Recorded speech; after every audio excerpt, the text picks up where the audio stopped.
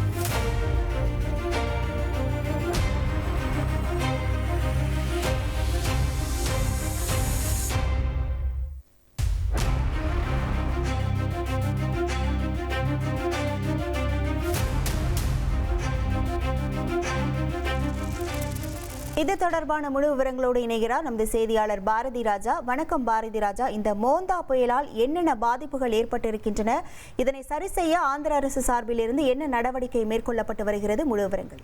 கண்டிப்பாக நேற்று இரவு கடந்த நிலையில ஆந்திரால 9 மாவட்டங்கள்ல அது பெரும் தாக்கத்தை ஏற்படுத்தும் அப்படின்னு சொல்லப்பட்டிருந்த நிலையில 5 மாவட்டங்கள் பெரிய அளவுல பாதிக்கப்பட்டிருக்கு. பாபத்லா, பால்நாடு, கிருஷ்ணா, கோனசீமா மற்றும் ஏலூர் மாவட்டங்கள். இந்த மாவட்டங்கள்ல பெரிய அளவிலான பாதிப்பு, குறிப்பா சொல்லணும்னா கோனசீமால அதிக பாதிப்பானது ஏற்பட்டிருக்கிறது அப்படின்னு தற்போது தெரிய வந்திருக்குது.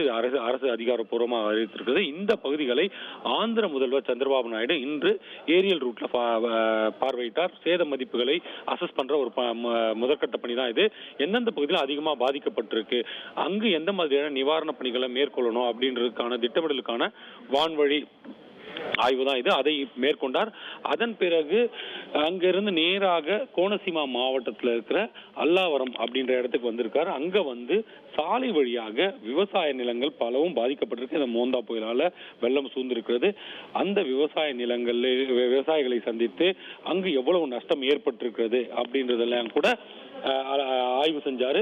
அது மட்டும் இல்லைங்க, கிட்டத்தட்ட 555 முகாம்கள் ஏற்பாடு செய்யப்பட்டிருந்தது. இந்த புயல் தாக்கம் இருக்கும், புயலின் தீவிரம் என்னன்னு தெரிஞ்சு முன்கூட்டியே 555 நிவாரண மையங்கள் ஏற்பாடு செய்யப்பட்டு 1 லட்சத்திற்கும் மேற்பட்டவர்கள் தங்க வைக்கப்பட்டிருந்தாங்க. அவங்க கிட்ட எல்லாம் போய் நலம் விசாரிச்சார். எல்லாமே பிரச்சனை இல்லாம முடிந்ததா அப்படின்னா சொல்லப்படுது. இதன் பின்னர் செய்தியாளர்களை சந்தித்த அவர் பல்வேறு விஷயங்களை தெரிவித்தார். முதன்முறையாக இந்த புயலின் தாக்கம் இவ்வளவு பெரியதாக இருந்தாலும் கூட பொருட்சேதம் ஏற்பட்டதை தவிர உயிர் சேதம் அதிகம் இல்லை. 2 பேர் உயிர்ந்திருக்காங்க இந்த புயலின் தாக்கத்தால அப்படின்னு சொல்லியிருக்கார். ஆனால் பொருட்சேதம் என்பது பெரிய அளவில் ஏற்பட்டிருக்கு. அதை ஆய்வு செய்யும் பணியானது தொடங்கப்பட்டிருக்கிறதா தெரிவிச்சிருக்காரு. இதுக்கு மத்தியில இன்னொரு அறிவிப்பும் ஆந்திர அரசு சார்பில் வெளியிடப்பட்டிருக்கு. இந்த பாதிக்கப்பட்ட மாவட்டங்கள் இருக்கு இல்லையா, அங்குள்ள மக்களுக்கு, அங்குள்ள ஏழை எளிய மக்களுக்கு பயன்படும் வகையில 25 கிலோ அரிசி வழங்கப்படும் அப்படின்னு சொல்லப்பட்டிருக்கு. அதே போல பருப்பு, சர்க்கரை, உருளைக்கிழங்கு, வெங்காயம் ஆகியவை 1 கிலோவும் எண்ணெய் 1 லிட்டரும் இலவசமாக வழங்க வேண்டும். இதுக்கு தவிர சர்க்கரையும் 1 கிலோ வழங்க வேண்டும் என்று உத்தரவிட்டிருக்கிறது. இந்த விஷயங்கள் அனைத்தையும் மாவட்ட ஆட்சியர் தலைமையில் நடைபெற வேண்டும். இதற்கான தொகையை மாநில பேரிடர் நிதியிலிருந்து பெற்றுக்கொள்ளலாம், அளிக்கப்படும் அப்படின்னு அரசு தெரிவிச்சிருக்கு. இது அப்படியே மீனவ கிராமங்களை பொறுத்த மட்டும் இது அப்படியே டபுள் ஆகப்பட்டிருக்கு. ஏன்னா அவங்க புயலுக்கு முன்னாடி 2 நாள் வேலைக்கு போக முடியல, புயலுக்கு அப்புறம் இப்ப மழை தொடர்வதால் அவர்களால் கடலுக்கு செல்ல முடியாத சூழல் இருப்பதால் அவர்களின் வாழ்வாதாரம் கருதி அங்கு 50 கிலோ, அந்த மக்களுக்கு மட்டும் 50 கிலோ அரிசி என அறிவிக்கப்பட்டிருக்கிறது. இவை அனைத்தும் துரிதமாக செயல்பட வேண்டும். பல இடங்கள்ல மின்சாரம் துண்டிக்கப்பட்டிருக்கிறது. அந்த விஷயங்கள்லாம் கேள்விப்படும், அதெல்லாம் விரைவில் சரி செய்யப்படும் அப்படின்னு முதல்வர் சந்திரபாபு நாயுடு தெளிவுபடுத்தியிருக்கார். உங்கள் விவரங்களுக்கு நன்றி பாரதி ராஜா.